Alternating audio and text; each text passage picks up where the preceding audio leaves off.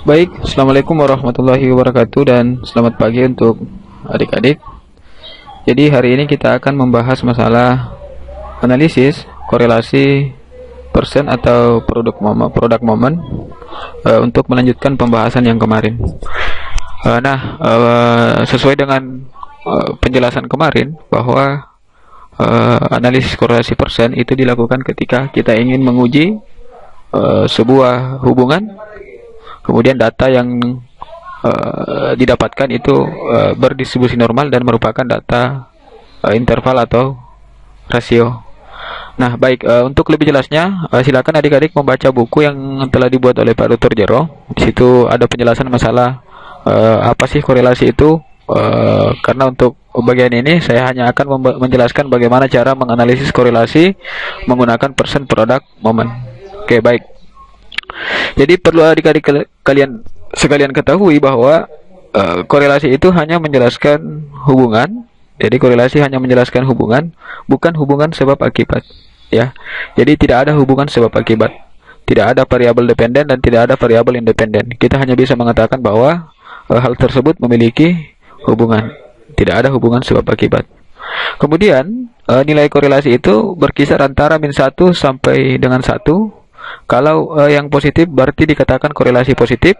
Kalau bernilai 0 dikatakan tidak ada korelasi. Kemudian ketika bernilai -1 itu berarti dikatakan korelasinya negatif. Kalau korelasinya positif berarti misalnya semakin tinggi permintaan maka semakin naik harga barang, semakin mahal harga barang. Itu berarti korelasi positif. Karena semakin tinggi permintaan maka semakin naik harga barang. Kemudian kalau korelasi negatif berarti semakin naik harga barang maka semakin sedikit permintaan. Jadi ada kalau yang satunya naik maka yang satunya juga harus naik. Itu dikatakan korelasi positif. Kalau yang satunya naik tapi yang satunya turun, nah itu berarti dikatakan korelasi negatif. Baik, kemudian yang ketiga itu data berupa data skala, interval atau rasio. Kemudian sebagaimana yang kemarin dia harus berdistribusi normal dulu supaya kita bisa menggunakan korelasi produk momen. Kemudian banyaknya data yang dikorelasikan itu harus jumlahnya sama. Misalnya nilai X itu berisi 10 data, maka ketika dikorelasikan dengan Y, maka Y itu harus juga berisi 10 data. Kemudian besaran nilai koefisien korelasi itu berkisar antara -1 sampai 1. Ini bisa dilihat. Kemudian kita to the point aja. Selanjutnya langkah-langkah tentang bagaimana menganalisis korelasi atau menguji sebuah hubungan, apakah terdapat hubungan atau tidak. Misalnya begini, jadi contoh yang akan kita bahas hari ini adalah misalnya hubungan antara kecerdasan dan prestasi belajar. Jadi kita akan mencari hubungannya, apakah ada hubungan antara kecerdasan dan hasil prestasi belajar. Yang pertama kita lakukan adalah rumuskan dulu hipotesisnya. Jadi hipotesisnya handulnya adalah tidak ada hubungan secara signifikan antara kecerdasan dan prestasi belajar. Kemudian alternatifnya itu ada hubungan secara signifikan antara kecerdasan dan hasil belajar. Kemudian yang kedua, tentukan taraf signifikansi. Taraf signifikansi yang akan kita gunakan itu adalah 5% atau taraf kepercayaan 95%. Kemudian menghitung nilai koefisien korelasi. Ini adalah rumus korelasi produk momen. Jadi N itu banyaknya data. Kemudian sigma XY, ini yang XY ini adalah yang dikorelasikan. Kemudian sigma X dikali sigma Y, kemudian N adalah banyaknya data, kemudian sigma X pangkat 2 dikurang sigma X dipangkat 2 kan, kemudian N dikali sigma Y pangkat 2 dikurang sigma Y berpangkat 2. Setelah memperoleh koefisien korelasinya, silakan bandingkan dengan R tabel. Cara pengambilan keputusan kita pertama adalah jika R hitung lebih besar dari R tabel, maka dapat dikatakan terdapat hubungan atau hubungannya tidak terjadi secara kebetulan, ya. Kemudian jika R hitung lebih kecil dari L tabel, maka disimpulkan tidak ada hubungan. Sebagai contoh, kita akan menggunakan dua buah data, ya. Tadi di sini ada kecerdasan dan prestasi belajar. Jadi kita akan menggunakan dua buah data, dua buah kelompok data. X itu adalah kecerdasan, kemudian Y itu adalah prestasi belajar. Ini datanya, ada 15 data. Kita akan mencari tahu menggunakan Excel atau berbantuan Excel. Oke, baik, kita langsung masuk saja di Excelnya. Baik, ini data yang tadi. Ini adalah data kecerdasan, kemudian ini adalah data prestasi belajar. Ini data yang tadi, ada 15 data untuk kecerdasan dan ada 15 data untuk prestasi belajar. Nah, kita akan mencari koefisien korelasinya menggunakan produk momen ini, ya. Pertama-tama kita membutuhkan tabel bantuan. Jadi kita akan mencari dulu X dengan kali Y, kemudian X pangkat 2, kemudian Y pangkat 2. Kemudian nanti kita akan mencari masing-masing sigmanya. Ini masing-masing kita akan cari supaya nanti tinggal dimasukkan ke dalam rumus ini. Baik, yang pertama kita lakukan adalah mencari X kali Y. Jadi silakan diklik, kemudian klik sama dengan, kemudian nilai X dikali dengan nilai Y, berarti X bintang kemudian dikali dengan Y. Ya, ini hasilnya, silakan di enter. Kemudian silakan di copy ke bawah untuk nilai X kali Y.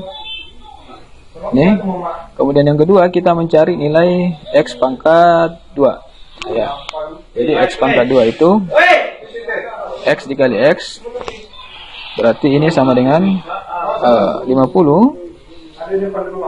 Ini dikali dengan 50. Oke, kita enter. Kemudian silakan ditarik ke bawah. Kemudian Y pangkat 2 sama dengan, kemudian kita klik Y dikali dengan Y, berarti C4 dikali dengan C4. Kemudian silakan copy ke bawah. Silakan enter dulu. Kemudian silakan copy ke bawah. Oke. Baik, yang pertama kita cari adalah kita cari dulu sigma X, ya, atau jumlah X.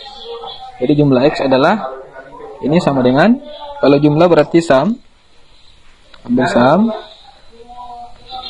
kemudian dari 50 sampai dengan 75. Kemudian silakan di enter. Ini adalah jumlahnya, jumlah dari X. Kemudian Y, kita cari jumlahnya berapa, jumlah Y-nya. Ini sama dengan sum dalam kurung mulai dari 79 ini sampai dengan 91. Ya, silakan di enter. Nah, yang pertama kita cari adalah sigma X pangkat 2. Sigma X pangkat 2 itu berarti jumlah dari 2500 ini dijumlahkan sampai dengan 5625. Berarti kalau seperti itu sigma X pangkat 2 ini sama dengan sum, kemudian jumlahkan 2500 sampai dengan 5625, kemudian silakan di enter. Kemudian yang kedua kita mencari sigma X di pangkat 2 kan. Artinya apa? Jumlah dari X ini yang akan kita pangkat 2 kan. Berarti kalau seperti itu yang dipangkat 2 kan adalah 10.005. Jadi silakan cari sama dengan, karena tadi sigma X ini adalah sigma X, maka ini yang berpangkat 2, makanya 10.005 ini silakan dikali dengan 10.005 untuk mencari sigma X pangkat 2. Oke, silakan di enter. Kemudian selanjutnya kita mencari sigma Y pangkat 2, berarti jumlah dari Y pangkat 2. Berarti kalau seperti itu ini sama dengan sum, kemudian silakan diklik Y-nya, kemudian silakan di enter. Setelah itu kita mencari sigma Y pangkat 2. Berarti kalau seperti itu ini adalah sigma Y. Sigma Y dikali dengan sigma Y. Maka dari itu sigma Y pangkat 2 ini sama dengan sigma Y dikali dengan sigma Y. Kemudian silakan di enter. Kita temukan. Setelah itu kita mencari sigma X dikali sigma Y. Berarti ini ya, sigma X dikali dengan sigma Y. Berarti kalau seperti itu sama dengan, kemudian ini dikali ke bintang dengan 1241. Kemudian silakan di enter. Oke, dapat. Yang terakhir kita mencari sigma X dikali dengan Y atau sigma XY. Ini tadi XY, X kali Y, berarti ini tinggal dicari sigmanya. Berarti kalau seperti itu sama dengan sum, silakan dijumlahkan ke bawah. untuk mencari hasilnya. Oke, kemudian di enter. Nah, sekarang kita karena datanya sudah lengkap, berarti kita tinggal memasukkan rumusnya untuk mencari berapa koefisien korelasinya atau korelasi antara X dengan Y. Maka dari itu silakan dibuatkan rumusnya. Ini sama dengan pertama, karena ada 2 di sini. Pertama N dikali jumlah XY, kemudian dikurang sigma X dikali dengan sigma Y. Berarti kalau seperti itu kita buka kurung dulu, ya. Kemudian kurung lagi. Kemudian N dikali sigma XY. N itu adalah banyaknya data. Ini ada banyaknya data, ada 15, ya. Jadi silakan klik aja 15, boleh. 15, kemudian dikali dengan sigma XY. Sigma XY tadi adalah ini, ya. Oke. Kemudian setelah itu balas kurung, kemudian dikurang dengan sigma X dikali dengan sigma Y. Ini, ya, sigma X dikali dengan sigma Y, berarti ini. Kemudian balas kurung. Oke. Kemudian dibagi, karena ini per, berarti dibagi. Kemudian ini karena dalam bentuk akar. Kalau akar dalam Excel itu cukup tuliskan SQRT atau square root atau akar pangkat 2. SQRT ini, ya, SQRT itu square root atau akar pangkat 2. Kemudian silakan dimasukkan akarnya di bawah ini, karena ini ada beberapa, makanya silakan buat kurung dulu, ya. Kurung yang pertama ini, kemudian kurung lagi, ya. Pertama silakan N itu tadi ada 15, berarti 15 dikali sigma X pangkat 2, ini, ya, sigma X pangkat 2, ya. Kemudian balas kurung, dikurang dengan sigma X di pangkat 2, kan, berarti yang di bawahnya, dikurang dengan ini. Kemudian silakan balas kurung, kemudian buka kurung lagi, ini. Oke. Kemudian ini N dikali sigma Y pangkat 2, berarti N tadi ada 15, kemudian dikali sigma Y pangkat 2. Sorry, harusnya ada kurung di sini. Kemudian balas kurung, kemudian kurang sigma Y yang di pangkat 2, kan, berarti ini, ya. Oke. Kemudian balas kurung, kemudian balas kurung lagi. Oke, baik. Sekarang rumusnya sudah lengkap. Ini rumus yang ditetapkan ini mengikuti ini. Silakan isi nilainya dengan ini sesuai dengan rumusnya. Silakan di enter dan yes. Maka kita akan menemukan nilai RXY atau koefisien korelasi 0,3391. Ini adalah R hitungnya. Nah, setelah itu silakan bandingkan dengan R tabel. R tabel itu banyak beredar di internet. Saya buka di sini. R tabel karena tadi kita menggunakan taraf kepercayaan taraf signifikan 5%, kemudian ada 15 banyaknya data, maka yang kita tetapkan sebagai R tabel adalah 0,514. Sekali lagi, kita menggunakan taraf signifikan 5%, kemudian banyaknya data ada 15, berarti R tabelnya itu sama dengan 0,514. Baik, jadi R tabel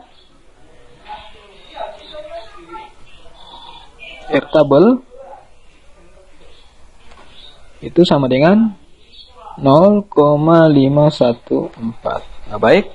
Jadi keputusan kita, karena kalau kita bandingkan antara R tabel dengan R hitung, ini R hitung itu lebih kecil daripada R tabel, maka yang diterima adalah H0. H0-nya tadi apa? Bahwa tidak ada hubungan antara prestasi kecerdasan dan prestasi belajar. Oke, baik, saya pikir cukup. Oke, perlu saya sampaikan bahwa sebenarnya dari rumusan ini ada cara mudahnya, ya. Ini ada cara mudah. Ini hanya saya tunjukkan untuk mengetahui bagaimana cara menghitung secara manual menggunakan rumus.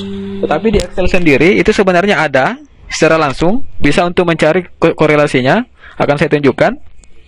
Jadi cara lain untuk mencari korelasinya adalah silakan RXY, kemudian sama dengan, kemudian ketik aja korel, ini korelasi ya, di Excel langsung ada ya, korelasi, silakan diambil, kemudian silakan korelasikan, yang mana yang kalian mau korelasikan, karena yang mau dikorelasikan adalah X dengan Y, berarti kalau seperti itu 50 sampai dengan 75.